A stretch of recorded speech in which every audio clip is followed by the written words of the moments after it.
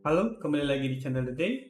Di video kali ini kita akan ngebahas berkaitan dengan table responsive. Oke, kita langsung saja. Nah,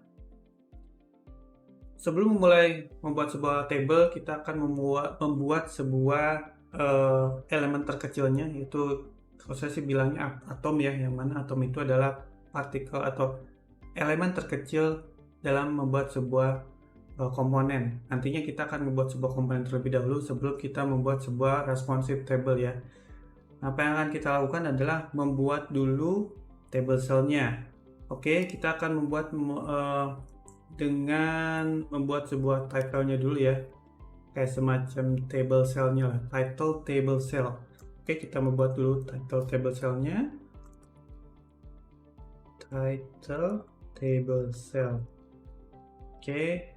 Dan di sini kita akan ngebuat dulu tentunya auto layout ya. Yang akan kita lakukan adalah membuat dulu sebuah grouping. Lalu setelah itu kita ngebuat auto layout. Ya, kita klik kanan di sini auto layout. Lalu kita tambahkan background. Karena ini kita untuk sebagai title, kita tambahkan backgroundnya sedikit abu-abu. Ya, katakanlah FA lah ya. FA. Lalu untuk font stylenya kita pakai semi bold karena ini akan menjadi sebuah title ya. Dan kita akan menambahkan padding terlebih dahulu ya. Jadi kita akan fokus dulu yang paling terkecil dulu sebelum kita membuat sebuah table kolom lah ya nantinya. Oke, ini sudah, tinggal kita nambahkan paddingnya. Untuk paddingnya saya bakal pakai 8 untuk atas bawah dan 12 untuk kiri kanan. Oke. Dan untuk ininya kita masih tetap di ini aja ya. Untuk alignmentnya kita di rata kiri. Oke, ini sudah dibuat. Lalu kita membuat satu lagi table cell yaitu untuk datanya ya. Jadi bukan title tapi untuk memunculkan data isi dari data table itu. Oke, kita duplicate aja. Kalian tinggal gunakan ALT. Lalu kita ubah aja title stylenya jadi regular. Dan untuk backgroundnya kita ubah jadi FF aja lah. Seperti ya. Oke, mungkin ini background frame-nya kita ubah dulu jadi agak sedikit kemerah-merahan ya, biar agak ketara kelihatannya ya. Oke, ini udah. Lalu setelah itu kita buat dulu komponen ya, komponen masternya untuk atom, untuk table cell-nya ya, sebagai atom atom section lah ya. Oke, kita akan buat ini. Kita gunakan cell title dan ini yang ngomongnya cell data. Kalian bisa namain terserah kalian lah ya. Ini kita buat dulu komponen ya, create komponen, tinggal klik di atas ini. Oke, setelah itu ini udah nih. Lalu kita bakal membuat sebuah molekulnya ya. Molekul itu adalah gabungan kombinasi antara table cell title dan cell data. Oke, kita tinggal copy paste saja atau drag atau duplicate ya. Nah, ini kan jadinya bukan sebagai masternya. Jadi kalau misalnya kalian mau ngubah-ngubah, tinggal ngubahnya di sini aja. Oke, jadi gampang untuk kalau misalnya ada perubahan cukup gede gitu, misalnya ngubah title, ngubah warna dan segala macam, cukup hanya di atomnya saja. Oke, ini udah. Lalu kita duplicate dulu data ini, sel datanya ya. Setelah itu udah, kita buat auto layout. Oke, kalau misalnya udah buat auto layout, kita hilangkan dulu paddingnya ya, padding betweennya kita hilangkan dulu. Lalu kita samakan dulu posisi background ininya ya. Ini kan ada gap nih putih. Nah, kita buat dulu si title data ini, cell data ini kita buat sebagai resizingnya diubah menjadi field container. Jadi biar sama. Oke, setelah itu katakanlah dalam satu kolom itu ada datanya itu sekitar 5 atau 6, biasanya kan rata-rata segitu ya. Kita tambahkan, kita tinggal duplicate aja, copy paste untuk di table sectionnya ya, table cell datanya. Kita duplicate, paste 1 2 3 4 5 6. Nah ini kan udah nih, ini titlenya, ini title data cell, mungkin saya ubah aja lah biar memudahkan. Ini cell kode sih, cell data. Oke. Ini udah nih, ini sudah dibuat sebagai molekul. Nah, kalian tinggal ngebuat organismenya. Ini kan udah, lalu kita buat lagi sebagai component section, ini sebagai molekul. Ini kita bilangnya data kolom, table kolom lah, table kolom. Udah apa enggak? Pokoknya itulah ya. Ini table kolom. Udah, berarti ini udah dibuat nih secara table cell, lalu ini cell data. Kalau misalnya mau berubah, kalian tinggal merubah data ininya. Lalu khusus untuk cell data, kalian tinggal resizingnya digunakan, yaitu adalah field container. Jadi jangan lupa dibuat sebagai field container, dan ini juga jangan lupa dibuat field container juga.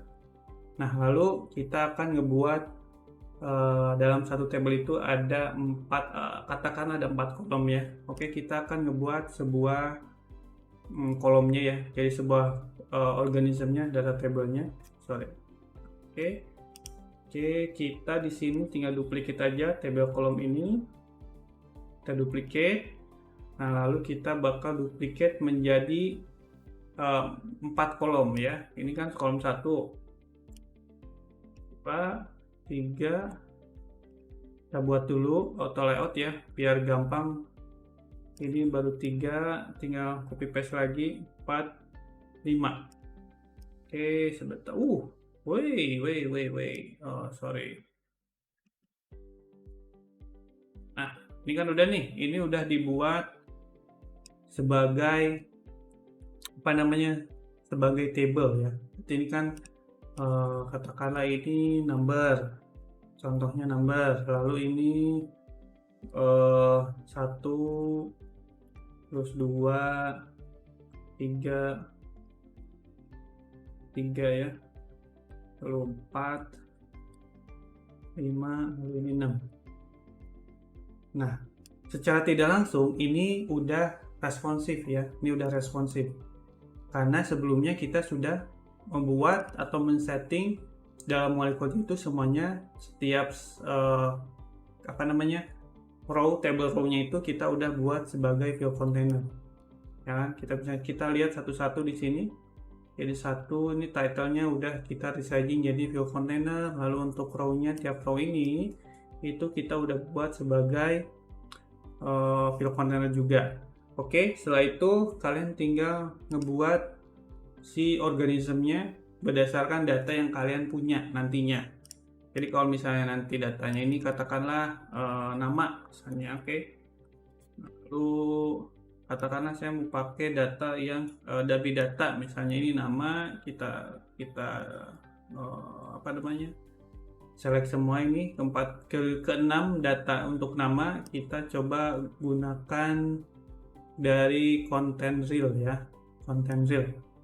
Nah, jika kalian belum tahu content reel itu apa, content reel itu adalah dummy content nantinya. Oke, ini kayaknya belum tambahin, kita kasih aja ini namanya full name ya, ini first name, full name, kita apply. Oke, sorry, ini belum tadi, belum ke ini ya. 1 2 3 4. Oke, kita apply. Nah, ini kan nama.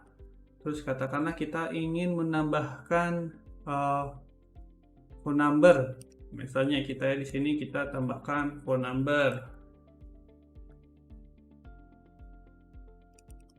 ya, alamat telepon lah atau nomor telepon lah ya, nomor HP.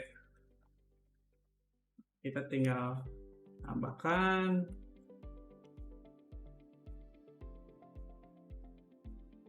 kita tambahkan dengan contohnya. Lalu misalnya kalian ingin menambahkan date and time misalnya ya, kalian bisa ingin menambahkan date and time, date aja lah. Oke ya, ini sama aja, kita tinggal nambahin aja, ini tinggal tambahin date udah. Nah ini kan secara tidak langsung kita sudah membuat sebuah table responsive. Nah jadi untuk membuat sebuah table responsive itu nggak susah, cuman kita butuh menjadikan sebuah responsive table itu menjadikan auto layout, lalu setiap row komponennya, setiap selnya itu di set sebagai field container. Setelah itu kalian membungkusnya sebagai molekul, lalu setelah itu membungkusnya lagi sebagai organisme. Nah sebenarnya dari sini tuh kalian sudah bisa menggunakan table untuk keperluan tergantung dari data apa yang bakal kalian gunakan. Di sini kalau misalnya nanti ini udah kelar, oke, katakan ini sebagai dummy content itu sudah kelar ya. Ya udah, kalian tinggal set ini sebagai organisme komponen, lalu kalian tinggal duplicate ini ya, tinggal duplicate, lalu gunakanlah ini sebagai masternya. Jadi ini tuh semua tuh master ya. Jadi ini master paling awal, jadi partikel terkecilnya masternya ini kalian buat dulu. Jadi seumpamanya kalian mau mengubah tuh, jadi kalau bisa kalian mau mengubah si atomiknya, atom selnya itu, data selnya, kalian tinggal mengubahnya di sini, jangan di sini ya. Tuh contohnya, kalian mau mengubah terutama dari coloring misalnya, kalian tinggal ubah aja si atomik ini, diubah aja. Nah kayak gini. Lalu kalau misalnya sel datanya ingin kalian ubah si teksnya ini sedikit abu-abu gitu, kalian tinggal ubahnya di sini gitu. Jadi nggak usah mengubah di area organisme atau molekul, jadi cukup di sini kalian tinggal mengubahnya.